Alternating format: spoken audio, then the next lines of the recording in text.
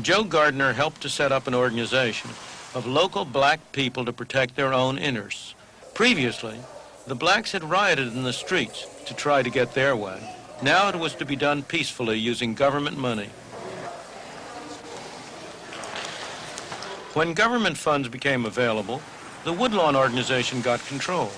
They used them to build the kind of houses they wanted, low-rise apartments like these. The bureaucrats, planners, and architects told them that it was uneconomical, that only high-rise blocks would work. They were wrong. A lot of people have this view that the disadvantaged, if you will, have no idea of what their problems are and how to resolve them, that it takes outside professionals to do that. And we say that's baloney, because the outside professional does not feel in his gut what a woman on welfare with 6 kids living off $100 a month in a deteriorated building feels. She can come up with solutions much better than a bureaucrat.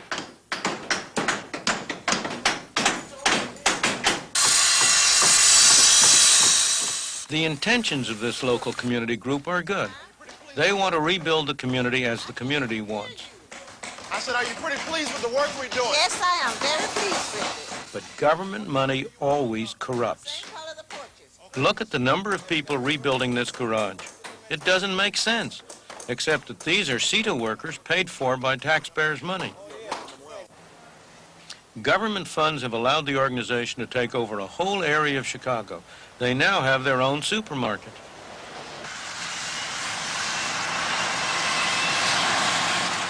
They've built splendid houses for middle-class occupiers, very expensive, protected by the latest security systems, all at the taxpayer's expense.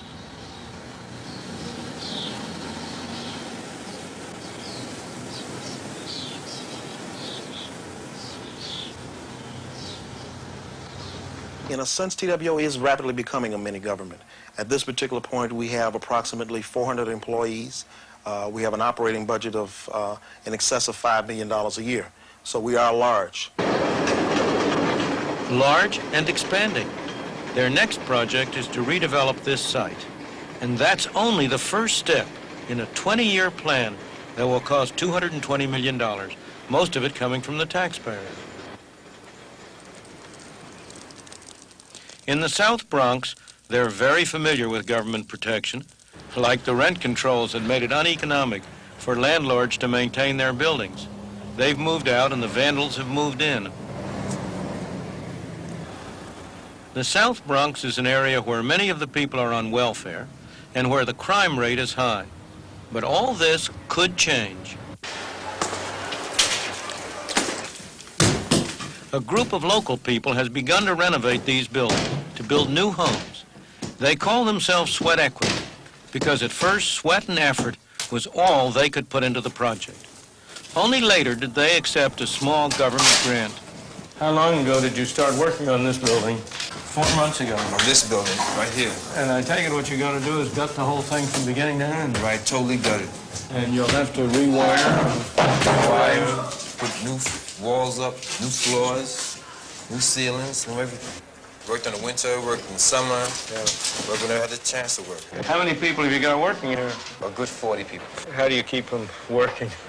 You know, some of them most want to get tired of it and pull off and so on. So how do you... Try to keep them interested. We show them what could be done in the future, what will be done in the future. And they get, well, at first, it's kind of hard to prove to somebody that in the next 3-4 years, what will come out of it. They can't see it in the long-range term. They only see it in the short run. They need money right now, and not in 2 and 3 years. Sure. So we try to show them that it will happen. It's true they now accept some government money, but so far, they've managed to retain their original philosophy that the best way to get something done well is to do it yourself. Okay, like what we're doing, we're bringing people out of the street and giving them something to look forward to. They have their own apartment, they'll be taking care of the area around it, they have a garden, they have something to look forward to. They can even get off welfare, we can even get them a job. So they can drop the welfare and have some self-pride. That's the whole thing about it, self-pride. Because as long as you're collecting from the government and sitting back, you got no worries. We're not sitting back, we're working. We're making our money come in. We're putting it into our building. We're we're building ourselves up as well as the building.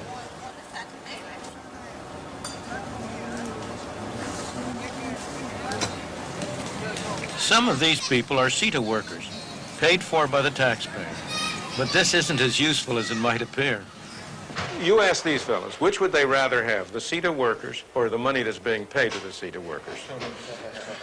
Which would you rather have? The money pays the CETA. That's your answer? That's very expensive help. In terms of what these people could use with the money, you give these people the amount of money you're paying to that CETA workers, and I'll bet they'll have twice as much, 3 times as much work out of them. Am I wrong? You're right. You're right. Exactly. So that's a very inefficient way to use that money. The problem is you've got a bureaucracy, and the government bureaucrats, they want to decide what to do. They don't want to let you decide what to do. Exactly. Ask yourself, how did this place get built up in the first place? After all, this was a pretty respectable, solid, substantial region when it was first developed. It wasn't done through a government project. It was done by people individually, having an incentive to put up these buildings and occupy them. What these people we've been seeing here are doing is they're trying to restore that feeling and that attitude. You'll have a far healthier community here if it grows out of the self-help of people like the people we've been talking to than if it's a paternalistic venture undertaken by governmental civil servants and bureaucrats who have to plan on a large scale for other people. We must find a way to give everyone caught in the welfare trap the kind of initiative these people have. The best, or should I say the least bad solution I have ever been able to devise is something called the negative income tax. This is the idea that we should get rid of a large part of the welfare bureaucracy and of the demeaning rules, that we should help people who are poor fundamentally by giving them money. With the positive income tax, you're entitled to a certain amount of personal exemptions and deductions, and above that amount you pay tax. But suppose you have no income. Under a negative income tax, a fraction of your unused exemptions would be paid to you by the government, guaranteeing at least a minimum income. If you earned something, you'd still get a fraction of your unused exemptions, and you'd end up better off. As your earnings rose, the supplement to your income would become smaller and smaller until your earnings equaled your exemptions. At that point, you'd break even, neither paying tax nor receiving a subsidy. It's not an ideal system. It's not the system we might have liked to get into, but it's a system which would have the effect of eliminating the separation of the society into those who receive and those who pay, a separation that tends to destroy the whole social fabric.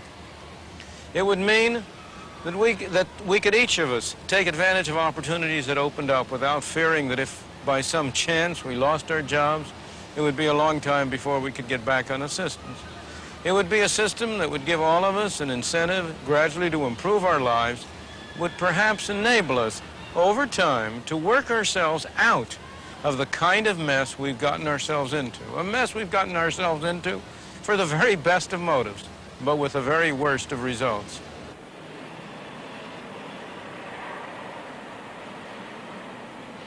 We have become increasingly dependent on government. We have surrendered power to government. Nobody has taken it from us. It's our doing. The results? Monumental government spending. Much of it wasted. Little of it going to the people whom we would like to see helped. Burdensome taxes. High inflation. A welfare system under which neither those who receive help nor those who pay for it are satisfied. Trying to do good with other people's money simply has not worked.